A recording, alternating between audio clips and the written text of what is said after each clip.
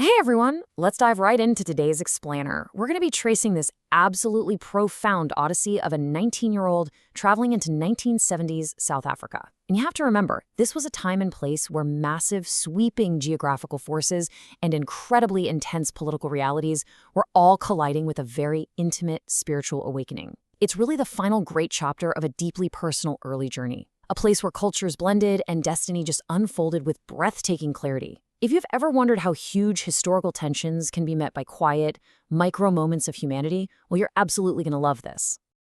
Now, what's just wild about this whole journey is the paradox of it all. Think about it. Our narrator was entering a country entirely defined by institutionalized separation. We're talking apartheid on the outside, real danger in the streets, and segregation strictly mandated by law. Yet what they actually experienced on the inside was this unparalleled connection. Unity, harmony in people's homes, and a real connection of spirit. It's a fascinating duality, and it really sets the stage for everything that comes next. Section 1. Johannesburg, the first landing. Picture this, arriving dusty, exhausted, but just completely exhilarated. I mean, simply securing a visa to get into South Africa in that highly volatile political climate felt like an absolute miracle. But they made it, and the groundwork for a massive spiritual visit was about to be laid. For 2 weeks, our narrator lived within this incredibly warm, generous Indian community. And in those homes, Westerners, Black Africans, and Indians all gathered together. Now, in 1970s South Africa, this was highly illegal. Actually, scratch that. It was practically unthinkable. Yet there they were, gathering openly, united by this deep longing for self-knowledge. They achieved a harmony that the government miraculously never interfered with. It seemed like South Africa was truly listening. Moving on to Section 2. Cape Town, the city between two oceans. So the journey shifts to Cape Town to prepare for the arrival of the spiritual teacher Maharaj Ji. Our narrator ends up staying with a guy named Nigel Fairhead in this unbelievable home built literally right inside a 17th century church. Ancient stone, deep echoes of history, it was the perfect place to witness the cosmic geography of the area. Right at the edges of Cape Town, the Atlantic and Indian Oceans physically collide in this massive, swirling mix of currents and energy. It's like a giant natural puzzle, creating the absolute perfect metaphor for the inner and outer worlds that were actively merging within our narrator at the time. Two entirely different forces coming together to create something totally new.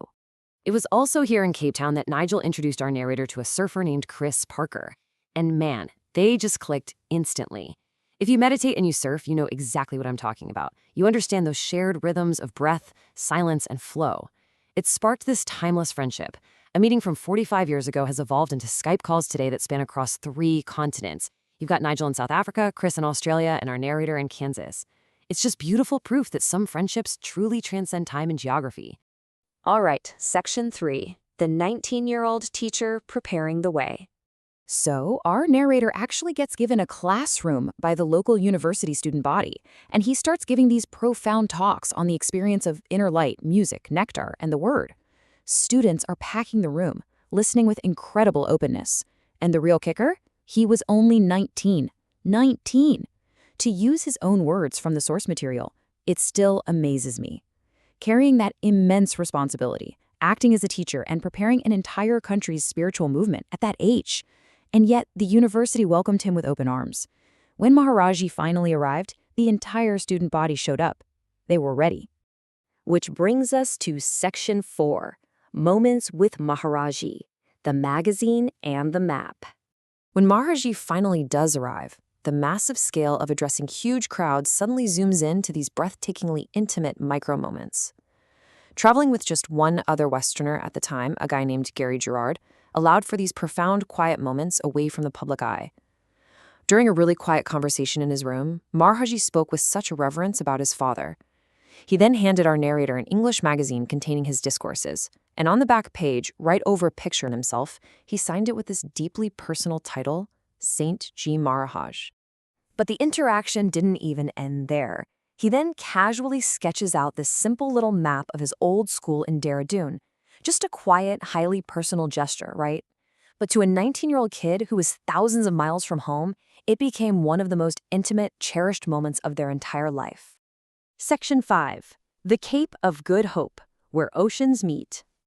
So the group visits this mystical cape. It's a place literally pulsing with swirling colors and this undeniable vibrant energy, right where those two massive oceans meet. And this fantastic, deeply human story unfolds. At the base of a long staircase, our 19-year-old narrator, who is full of youth and has rigorous physical training under his belt, decides to sprint up the steps. But to his absolute shock, Maharaji races them up and beats them by a mile. By the time the narrator reached the top, he was gasping for air, but Maharaji, not even winded. No way! There was actually a local South African photographer there who caught the aftermath. It's this incredible shot of Maharajji, his bodyguard Bihari Singh, and the 19-year-old narrator just standing at the top with their arms around each other like a bunch of kids. It totally distills the pure, unfiltered human joy of that afternoon. Section 6. Johannesburg Return. Harmony in a Divided Land. Flying back to Johannesburg, you again have these massive, tense national politics going on, but they are met with these tiny micro moments of humanity, like Maharaji simply walking down the airplane aisle, handing out sweet little blocks of Nestle white chocolate. And that simple, pure humanity extended right back into the homes. For 2 more weeks, people of all races continued to gather together as equals. Westerners, Black Africans, Indians. It was an unheard of reality in apartheid South Africa that just completely transcended the boundaries of the law. And you know what? The government did nothing.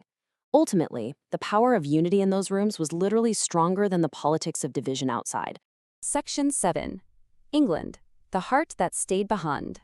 Eventually, the physical trip wraps up in Africa, and they fly back to England. But emotionally? Oh, the resonance was far from over. The very next day after arriving, Maharaji is speaking to a large group. Our narrator walks into the room, and Maharaji literally stops mid-speech.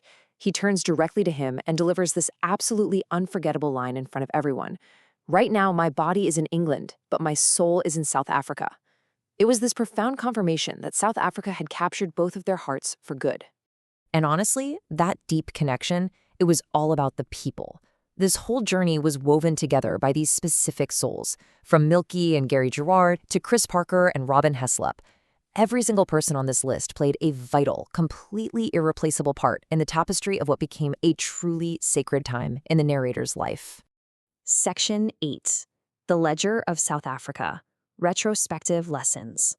Looking back on all of this 45 years later, you realize this isn't just some old diary entry or geography lesson. It's a masterclass in human transformation. The enduring truths etched into the ledger of this trip are so clear.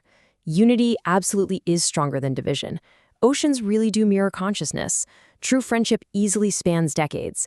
And importantly, destiny often chooses the most unlikely messengers, proving that a 19-year-old really could help spark a spiritual awakening across an entire nation. Because at the end of the day, the heart always remembers what the mind forgets.